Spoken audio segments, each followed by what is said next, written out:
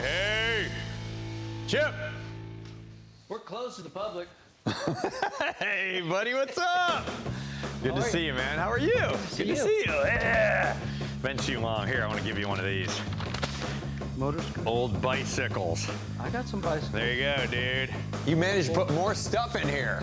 I got to find places to put my stuff. I know, I see that. It's looking good. What about the Harley bike? Is that something you scraped together, or is that real? No, that was, a friend of mine had that and the Indian, and I bought both of them from. Chip Foose is one of those guys, when you say his name, it just makes you smile. Because the things that he makes are so inspirational. The designs are epic, they're legendary, they're timeless, or what people call evergreen now. His stuff is beautiful, but he's also got a big heart, man.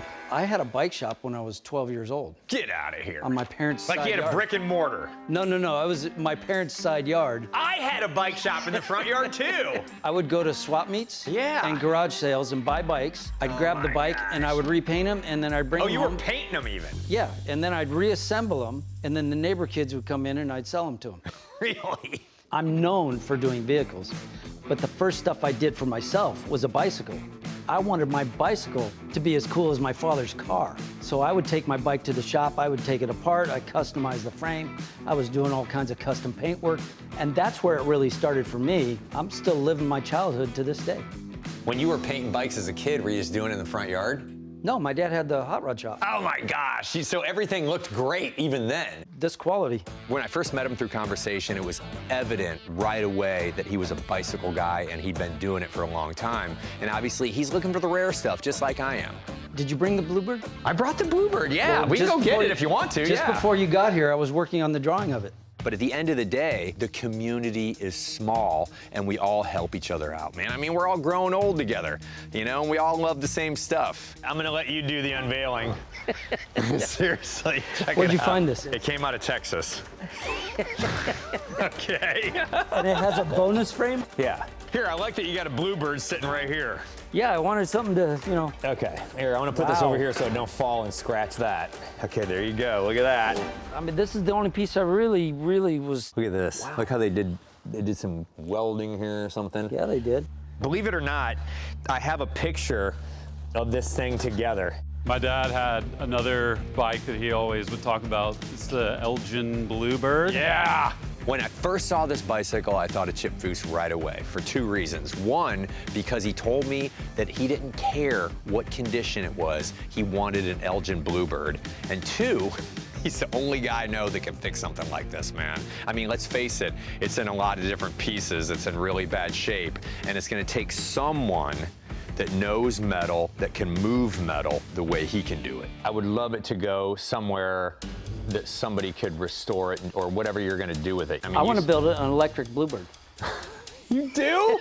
Oh, of course you do. These things are heavy. If it had a pedal assist, I think it'd be really cool. I have ridden an electric assist, pedal assist bike, and they're actually really easy to ride. The Bluebird is a heavy bike. It's not a bike that you go out and just have a leisurely ride. You have to work to make that bike work. So a battery would sit on top of the rack? rack? No, underneath it. Oh, okay. But then where would the electric motor go? That'll be in the hub. Oh, okay, you're gonna do one of those. Yeah, so I wanna give it a bit of a curve. I'll drop the crank a little bit, and this will be a little bit softer through here. So I wanna soften that up. I'll have to lengthen it, so I gotta split it anyway. Oh, it's perfect. I gotta lengthen that to get that you have curve. to you have to actually separate this to lengthen it. Yes. It's interesting that this is cracked right here because this is the weak point of the bike.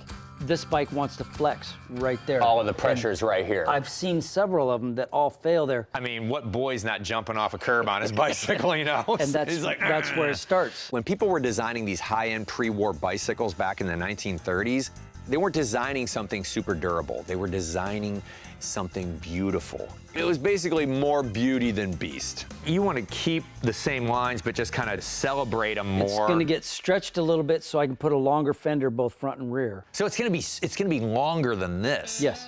Oh my gosh, that's going to be crazy.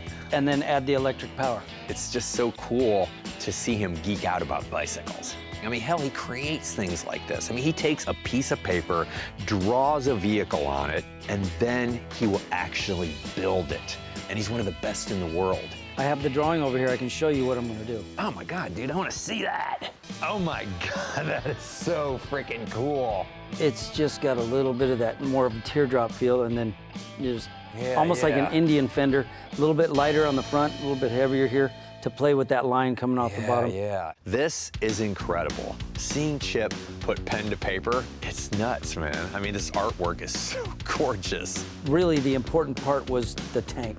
Okay. And you have that there. Yeah. So that's why that frame works. You know, I've got a nice one here, but it's a shame to cut it up because I want this softer and this to have a bit of that arc to it. And you know the Stuart Warner front hubs, the Springer hub? I saw that. I saw what you're doing. I've seen them in magazines. I haven't actually seen They're cool. one. I have one. Okay. It's from the 50s, but Okay. I'm not building something to look like 1930s. I mean, Yeah. I just want to build something fun. I mean, think about the chance of something like this happening, where you find a bike that was motorized, broken in half, separated, and then he has had the idea all this time of finding something like this himself, or someone bringing it to him like I am, and he's gonna motorize it, but with an electric motor. Because they're so heavy, they're not fun to ride. Yeah. But this would be fun to ride. People are gonna freak when they see this thing going down the road. No, I mean, seriously. And I then mean, I this- love the way you're skirting the fenders. Thank you. So this is the perfect donor for what Chip wants to do, because it's basically like the heart, the lungs, the kidneys, you know, the liver, all of it's there. Let me throw this at you.